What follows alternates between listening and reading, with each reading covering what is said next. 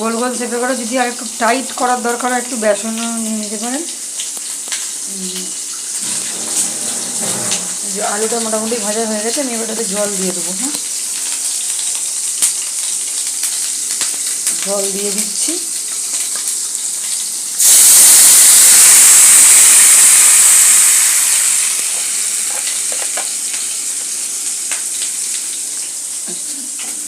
এটাকে একটু টাইট বানানোর জন্য আমি বেসন দেবো।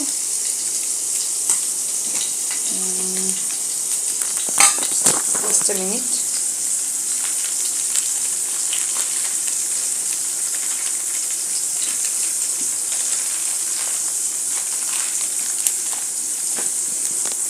এই যে বেসনটা অ্যাড করে নিলাম, একটু বেশ ভালো হবে।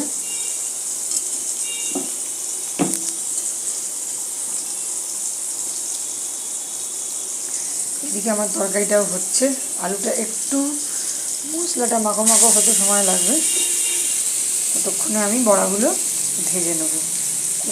কোপ্তাগুলো একটু গোলমরিচের সাথে যদি একটু ঝাল চান, আমি ঝালটা দেবো না বলে দিইনি, একটু গোলমরিচও অ্যাড করতে পারেন সাথে।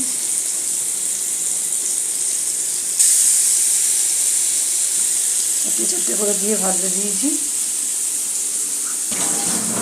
এটা দিয়ে আর একটু হলুদ অ্যাড করবো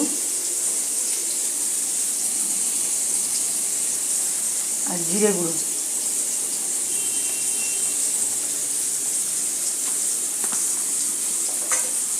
ঠিক আছে, এগুলো ততক্ষণ ভাজা হোক। একটা একটা করে এরকম বল শেপের আকারে দিয়ে দেবো, ভাজা হতে থাকবে ততক্ষণ। মশলাটাও একটু হবে। কেউ চাইলে এই কোপ্তা কারিতে টমেটোটাও অ্যাড করতে পারেন, আমার টমেটোটা আগের দিকে দিচ্ছি না। হতে থাক।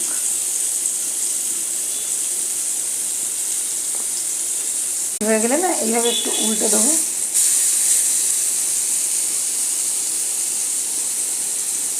বেশ একটু লাল লাল হবে।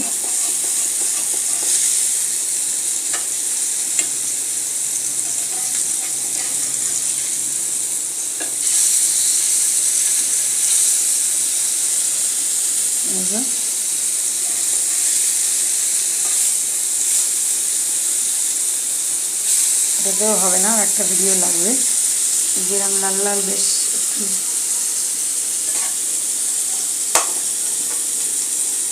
বলে কথা भी आज पहले 10 सेकंड नाड़ी उसका बाद भून दीजिए, ये होते থাকবে।